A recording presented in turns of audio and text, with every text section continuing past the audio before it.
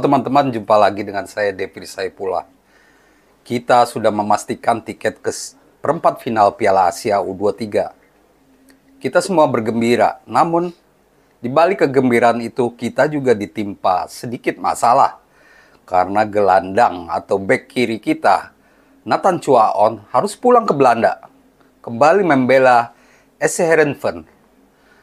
Rupanya, perjanjian antara PSSI dengan SC Heerenveen memang hanya mengizinkan Nathan gabung dengan timnas selama seminggu saja atau sampai babak fase grup berakhir. Dan saat itu Erick Thohir melobi SC Heerenveen karena klub Belanda ini hampir tidak melepas Nathan Chuaon ke timnas U23 karena memang bentrok dengan agenda klub.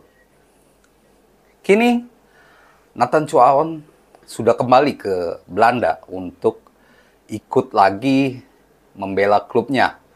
Namun begitu kabarnya PSSI masih akan melobi lagi SC Heerenveen untuk melepas Nathan Chuaon mumpung masih ada 4 hari sebelum perempat final melawan Korea Selatan pada 26 April nanti.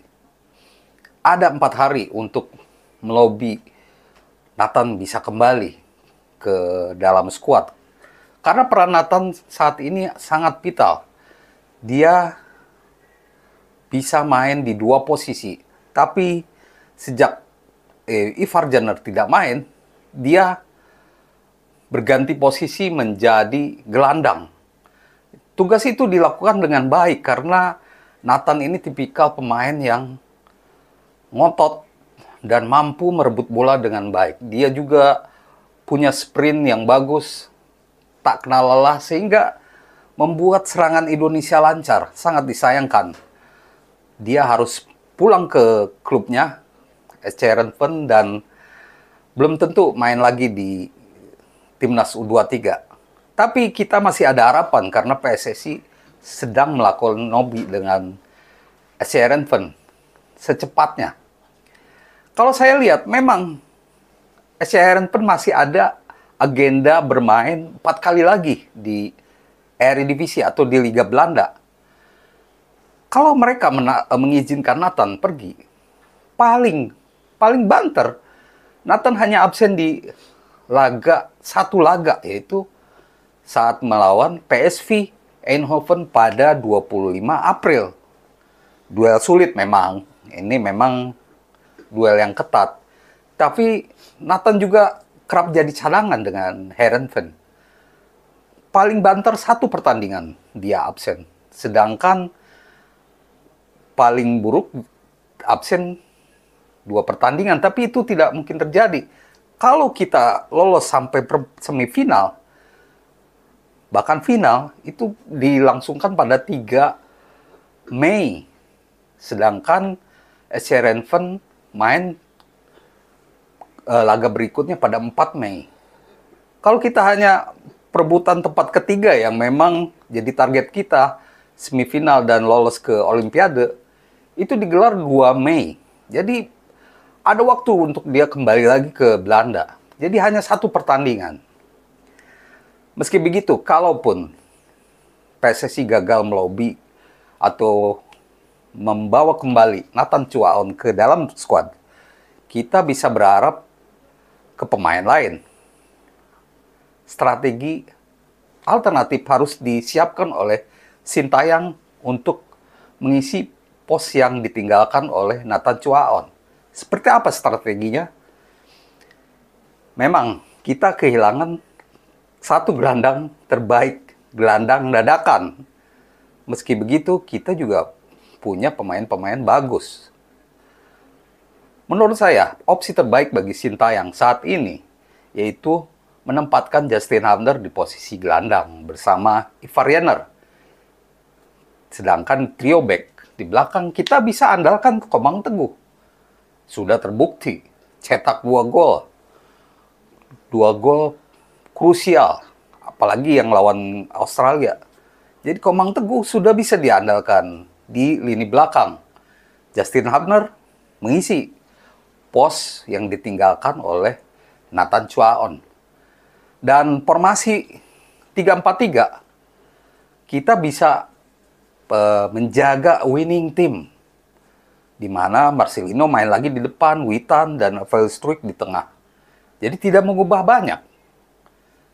Kalau terjadi Nathan Chuaon tidak bisa memperkuat skuad di perempat final lawan Korea Selatan. Strategi itu yang terbaik. Justin Hamner kembali maju di depan karena memang sudah pernah dicoba juga dan beberapa kali berhasil.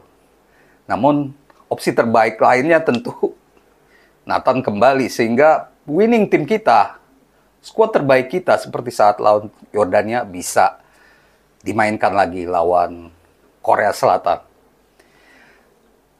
Di luar itu, kita juga diyakini akan tampil lebih lepas melawan Korea Selatan, maupun Sintayong punya misi pribadi, yaitu lolos ke semifinal Piala Asia U23 untuk menyegel tiket Olimpiade. Padahal dia sudah memenuhi target lolos perempat final.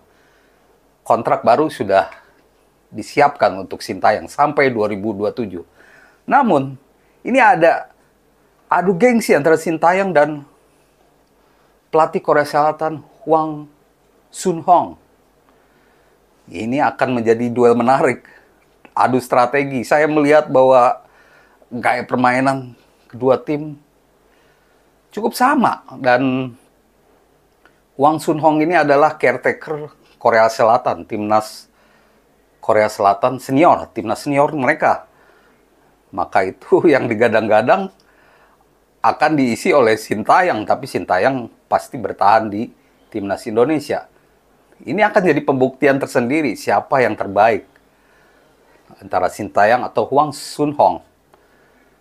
Tapi di luar itu saya meyakini bahwa timnas U23 akan tampil lepas menghadapi Korea Selatan U23. Dan Sintayong akan menyiapkan skuad terbaik dengan kemampuan yang ada, dengan prestasi yang sudah diraih saat ini. Tidak ada alasan untuk gentar dengan Korea Selatan, walaupun secara sejarah mereka lebih baik. Mereka punya prestasi lebih baik. Dan dilihat dari statistik, kita justru lebih unggul. Kita mencetak 5 gol selama fase grup, sedangkan Korea Selatan hanya 4 gol. Tapi memang kita kebobolan 3 gol. Maka itu tidak ada alasan untuk tidak berhasil menang melawan Korea Selatan, yang pastinya akan ngotot. Ini duel menarik dan pantas untuk ditunggu oleh teman-teman semua. Demikian informasi saya soal Nathan yang harus kembali ke Belanda dan mungkin absen. Semoga menjadi informasi terbaik untuk teman-teman, dan pastinya salam olahraga.